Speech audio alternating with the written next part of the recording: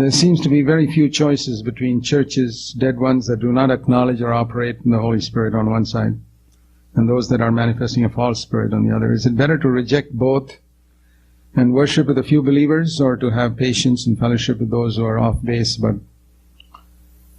pray to be a positive influence among them?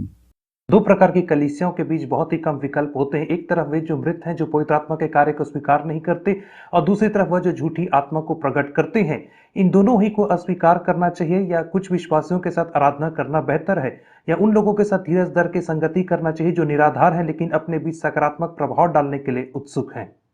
See, I'm not here to judge other people as to how they are led. और मैं यहाँ पे दूसरे लोगों का न्याय करने के लिए नहीं बैठा हूँ कि कैसे उनकी अगुवाई की जाती है। I can only speak about my own experience. और मैं केवल अपने अनुभव के विषय में कह सकता हूँ। I saw both of these. और मैंने इन दोनों ही प्रकार की कलीसियाओं को देखा है। I've been in churches where they never emphasize the ministry of the Holy Spirit. और मैं ऐसी कलीसियाओं में गया हूँ जहाँ पे वे पवित्र आत्मा की सेवकाई के ऊपर जरा भी जोर नहीं दिया करते थे। They believed all the gifts had ceased and were just dependent on human resources now. और वे यह मानते थे कि सारे वरदान पवित्र आत्मा के समाप्त हो चुके हैं और अब हम केवल मानवीय स्रोतों के ऊपर निर्भर रहते हैं। The Holy Spirit doesn't operate any gifts. He just, I don't know what he does. और पवित्र आत्मा किसी भी वरदान को आजकल कार्यकारी नहीं करता है। But then there were others who had gone to such a fanatical extreme that they would bark like dogs in their meetings and say that was the Holy Spirit. They'd crawl like snakes and say it was the Holy Spirit. और दूसरे लोग थे जो एकदम ही पागलपंती की चरम सीमा में पहुंच गए थे और वे लोग कुत्ते के समान भौंकते थे और सांप के समान जमीन में रेंगते थे और विभिन्न प्रकार की हरकतें करके कहते थे कि यह पवित्र आत्मा का कार्य है। That's obviously a deception. और यह निश्चित तौर पे एक धोखा है। I always check any so-called operation of the Holy Spirit manifestation with Jesus. और जब भी पवित्र आत्मा का जो भी कार्य होता है उसे मैं यीशु मसीह के साथ तुलना करके जांच करके देखता हूं। I say Jesus is to me the perfect example of the Spirit-filled man. और मैं कहता हूं कि यीशु मसीह मेरे लिए पवित्र आत्मा से परिपूर्ण व्यक्ति का सिद्ध उदाहरण है। And throughout my life I've been protected by, it's like checking a counterfeit currency note with the real note. She knows a real note. और इसके माध्यम से मैं जीवन भर बचाया जाता हूं। ये ठीक वैसा ही है जैसे एक नकली नोट को असली नोट के साथ मिलान करके देखना, यदि मुझे असली की समझ है तो। And the one note I know is real. Jesus is definitely a spirit-filled man. और जिस असली नोट को मैं जानता हूं वह यीशु मसीह है और वह वास्तविकता में पवित्र आत्मा से परिपूर्ण व्यक्ति है। And I compare this with that. And if it doesn't fit in, I say that can't be the Holy Spirit. और मैं यीशु की तुलना उन सब चीजों से करके देखता हूं, यदि उन दोनों का मेल नहीं होता है तो मैं कहता हूं कि यह पवित्र आत्मा का कार्य बिल्कुल नहीं है। I mean, if I can't imagine Jesus doing it, और यदि मैं इस बात की then Kalpana, it can't be the Holy Spirit. I can't imagine Jesus rolling around on the ground and kicking his legs and laughing or barking like a dog, or I don't even see Jesus pushing people down. और मैं इस बात की कल्पना भी नहीं कर सकता कि यीशु मसीह इन सब कार्यों को करेगा, कि यीशु मसीह कुत्ते के समान भौंकेगा या जमीन में लोटेगा और सांप के समान जमीन में हरकत करेगा। ऐसी मैं कल्पना भी नहीं कर सकता। यहां तक कि मैं यह भी कल्पना नहीं कर सकता कि यीशु मसीह लोगों को ढकेल करके गिराएगा। I always see him lifting people up who were lying down paralyzed. It's the opposite. और मैंने हमेशा देखा कि यीशु मसीह उन लोगों को जो लकवे से पड़े हुए थे उनका हाथ पकड़ के ऊपर उठाए, ना कि उन्हें धकेल करके नीचे गिराया। बिल्कुल विपरीत था। And there's a word in scripture for when people do the opposite of what Christ does. It's called anti-Christ. और जब लोग यीशु मसीह के विरोध में कोई कार्य करते हैं तो बाइबल में एक शब्द आया है और उस शब्द को हम कहते हैं एंटी क्राइस्ट, अर्थात मसीह विरोधी। So I don't want to be a part of that. और इसलिए मैं उस चीज का भाग नहीं बनना चाहता हूं। If Jesus did it, I usually tell people to use this fourfold test. Did Jesus do it? Did Jesus teach it? Did the apostles do it? Did the apostles teach it? If it fails on all four counts, I don't want it. और मैं हमेशा लोगों को 4 प्रकार के परीक्षण के विषय में बताता हूं जिससे वे जांच करके देख सकते हैं। पहला कि क्या यीशु मसीह ने ऐसा किया, क्या यीशु ने ऐसा प्रचार किया, क्या प्रेरितों ने ऐसा किया, क्या प्रेरितों ने ऐसा प्रचार किया। और यदि कोई चीज जिसे आप देखते हो इन चारों मापदंडों में विफल हो जाती है तो आप निश्चित तौर पर यह जान सकते हैं कि यह पवित्र आत्मा का कार्य कतई नहीं है। And personally, I found through the years that's protected me from a lot of false spirits. और व्यक्तिगत तौर पे मैंने इन बातों को जाना है और इसने वास्तविकता में मेरी सहायता किया है अनेक प्रकार की झूठी आत्माओं से जो आज फैली हुए हैं उनसे बचने में। My Bible says, many people frighten you by saying, "Hey, don't speak against the Holy Spirit. Don't touch God's anointed." I say, you're not going to scare me with all those verses. और बहुत सारे लोग कहते हैं मुझसे कि Bible कहती है कि तुम्हें पवित्र आत्मा के अभिषिक्त के विरोध में बात नहीं करना है या अभिषिक्त के विरोध में हाथ नहीं बढ़ाना है। तो मैं उनसे कहता हूं तुम मुझे इन वचनों से नहीं डरा सकते। परंतु बाइबल यह कहती है कि तुम हर एक आत्माओं को परखो, हर एक आत्मा की प्रतीति ना करो, उन्हें परख के देखो and then only accept it. और परखने के बाद ही उन्हें तुम ग्रहण करो। Otherwise you'll waste your life. I've got only one life and I can't afford to waste it going the wrong direction or pursuing something which is empty. अन्यथा आप अपने जीवन को बर्बाद कर दोगे और मेरे पास केवल एक ही जीवन है और मैं अपने उस जीवन को किसी झूठ के पीछे जा करके बर्बाद नहीं करना चाहता हूं। So I want to be absolutely sure. So that to me the test is Jesus and the apostles. और इसलिए मैं पूरी रीति से निश्चित रहना चाहता हूं और मेरे लिए जो परख है वो यीशु मसीह है और प्रेरितों के मापदंड है। The church is built, Ephesians 2, on the foundation. You know that verse? Which is the foundation? और बाइबल बताती है इफिसियों की पत्री उसके दूसरे अध्याय में कि कलीसिया का निर्माण एक नींव के ऊपर होता है। और आप जानते हैं कि वह नींव क्या है? Ephesians 2, इफिसियों की पत्री church is built in verse 2:20 on the foundation of the apostles. इफिसियों की पत्री 2 अध्याय और उसका 20 वचन कहता है प्रेरितों और भविष्यद्वक्ताओं की नींव पर जिसके कोने का पत्थर मसीह यीशु स्वयं है बनाए गए हो। इफिसियों की पत्री 2 अध्याय और उसका 20वां वचन। Jesus Christ being the chief cornerstone. और So Ephesians 2:20. और इफिसियों 2:20 के अनुसार ही यीशु मसीह ही कोने के सिरे का पत्थर है।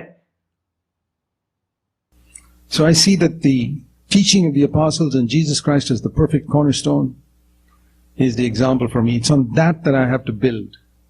और मैं देखता हूं कि यीशु मसीह और प्रेरितों की जो शिक्षाएं हैं वह मेरे लिए मुख्य कोने के सिरे का पत्थर है और उसी कोने के सिरे के पत्थर के ऊपर मुझे निर्माण करना है। Somebody who's building on some other foundation, say do what you like. I'm not here to judge you. यदि कोई व्यक्ति दूसरे नींव पर बना रहा है तो मैं कहता हूं तुझे जो अच्छा लगता है वह कर, मैं तेरा न्याय नहीं God is करूंगा। your judge, but I'm going to have nothing to do with it. परमेश्वर ही तेरा न्याय करेगा और मेरा तेरे साथ कोई वास्ता नहीं है। And that has protected me and saved me from wasting my life, from protecting the flock God has given me responsibility for, and those who want to listen. और इसने मुझे बचाया है ताकि मैं अपने जीवन को बर्बाद न कर दूं और इसने उस झुंड की रक्षा किया है जिसे परमेश्वर ने मुझे सौंपा है और इसने उन सबों की रक्षा किया है जो मेरे वचनों को किसी न किसी माध्यम से सुनते हैं। I'm not here to convince everybody. मैं यहाँ पे हर व्यक्ति को अपने मत में लेने के लिए नहीं हूं। But we have to be very careful. Now the question is it better? So in my case, I felt I couldn't be a part of this, I couldn't be a part of that. So we started a house church, but not everybody has a calling to do that. और मेरी स्थिति में ऐसा था कि मैंने देखा कि यह भी सही नहीं है और वह भी सही नहीं है, इसलिए परमेश्वर ने हमारी सहायता किया कि हम एक गृह की कलीसिया का निर्माण कर सके, परंतु हर कोई गृह कलीसिया के निर्माण के लिए नहीं बुलाया गया है। We started as 3 or 4 families in my house 35 years ago. और आज से 35 साल पहले 3-4 परिवार मिलकर के हमारे घर में संगति को आरंभ किया था। And from there it grew. और वहां से आज यह बढ़कर के यहां तक पहुंची है। But not everybody is called to lead a church or to plant a church. लेकिन हर व्यक्ति की यह बुलाहट नहीं कि वह कलीसिया की स्थापना करे या कलीसिया का निर्माण करे। So then you need to ask yourself what you should do in your local situation. और इसलिए आपको अपने आप से प्रश्न पूछना है कि आप अपनी स्थानीय परिस्थिति में क्या कर सकेंगे। So as I said, it's good for you to pray that God will lead you to some other family that's seeking a godly life. और इसीलिए मैंने आपसे कहा कि आप ऐसी प्रार्थना करें कि परमेश्वर आपको एक ऐसे परिवार से मिलाए जो वैसे ही भक्ति में जीवन की चाहत रखता है या खोज कर रहा है जिस भक्ति में जीवन की आप खोज कर रहे हैं। And now with the opportunity of the internet, and that's one reason why we have provided everything free on our website cfcindia.com. और अब तो इंटरनेट की सुविधा भी हो गई है और यही कारण है कि हमने अपने वेबसाइट cfcindia.com में हर एक प्रकार के स्रोतों को लोगों को मुफ्त में उपलब्ध कराया है। CFC stands for our church name, Christian Fellowship Church, cfcindia.com. और CFC का अर्थ होता है क्रिश्चियन फेलोशिप चर्च और वेबसाइट का नाम है Everything is free. cfcindia.com। The video, the audio, the books, the articles, everything. और वहां पे सब कुछ मुफ्त है। वहां पे जो वीडियो है, वहां पे जो लेख है, वहां पे जो श्रव्य है, वे सारे के सारे संसाधन आपके लिए मुफ्त में उपलब्ध The हैं। reason is because there are so many people who we want to reach who don't have access to good teaching or a good fellowship in their locality so that they can turn on the internet, which is pretty widespread in the world now, and be able to freely access.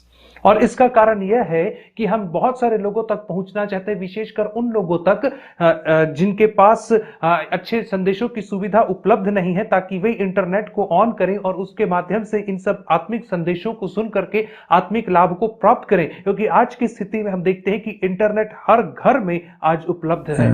A message that they can listen to for 1 hour on a Sunday morning and be edified. And they could probably sing some songs on their own. And then I tell such people, there are people doing it. और एक ऐसा संदेश जिसे वे रविवार की सुबह सुन सकते हैं और उसके साथ साथ कुछ गीत गा करके संगति कर सकते हैं। और मैं आपको बताना चाहता हूं कि ऐसे कई सारे लोग हैं जो इसको अभ्यास में ला रहे हैं। There are different homes where they're doing it now around the world. और संसार भर में अनेक घरों में लोग ऐसा कर रहे हैं। And I tell them, you must pray now that God will give you one more family who's interested in meeting with you like this. और मैं उनसे कहता हूं कि अब आपको प्रार्थना करना है कि परमेश्वर आपको ऐसा ही परिवार दे जो यही दिलचस्पी रखता है, ताकि वह आपके साथ संगति कर Maybe सके। another. और उसके बाद एक और। Now the one thing you can't get from the internet is fellowship. और एक चीज जो आपको इंटरनेट से नहीं मिल सकती और वह है संगति। You can get teaching, आपको शिक्षा protection, मिल सकती correction, है, edification and all that, but fellowship you need people. आपको वहां से शिक्षा मिल सकती है, आपको वहां से उलाहना मिल सकती है, आपको वहां से डांट मिल सकती है, आपको वहां से सुधार के वचन मिल सकते हैं, आपको वहां से प्रोत्साहन के वचन मिल सकते हैं, लेकिन आपको संगति नहीं And that's मिलेगी। why we need to have a local fellowship. और इसीलिए हमारे मध्य में एक स्थानीय कलीसिया का होना अनिवार्य है। Not, I mean, if you're going to a church only to sit and listen to a sermon, oh, then I'd say better to sit at home and listen to something which will edify you more from the internet. और यदि आप church केवल इसलिए जाते हैं ताकि आप वहां संदेश सुने और वापस आ जाए, तो मैं आपसे कहना चाहूंगा आपके लिए बेहतर है कि आप इंटरनेट में ऐसे संदेश को निकालें जो आपकी और ज्यादा आत्मिक उन्नति करे बजाय। I'd recommend that. और मैं इसकी सलाह दूंगा आपको कि आप ऐसा ही करें, अपने घर में बैठ करके उन संदेशों को but- सुनें। Fellowship, you need people. For that you must pray that God will lead you to people who have a like mind and who are also seeking for godliness. परंतु संगति के लिए आपको लोगों की आवश्यकता है, इसलिए आप परमेश्वर से प्रार्थना करें कि परमेश्वर आपको ऐसे ही मनसा रखने वाले लोगों तक आपकी अगुवाई करे या आपको मिलाए, और ऐसे लोग जो उसी भक्ति में जीवन की खोज में है जिसे आप कर रहे And हैं। in the fellowship of such families that your children can have a good atmosphere in which to grow. और ऐसे ही परिवारों की संगति में आपको आपके बच्चों को एक अच्छा वातावरण मिल सकता है जिसमें वे बड़े हो सकते हैं। My oldest son was 6 years old when we started our church, and my youngest son was not even born. और मेरा सबसे बड़ा बेटा 6 वर्ष का था और मेरे सबसे छोटे बेटे का तो जन्म भी नहीं हुआ था जब हमने अपने घर में कलीसिया को आरंभ But किया I'm था। so thankful that my 4 boys grew up in the atmosphere of a church where we love one another. और मैं बहुत ही ज्यादा धन्यवादी हूं कि मेरे चारों बच्चे ऐसे वातावरण में बड़े हुए जो एक कलीसियाई वातावरण था, Where we had standards, और जहां हमारे पास मानक स्तर हुआ करते थे, where we didn't sit at home and always criticize all the brothers and sisters in the church or the preacher or any such thing.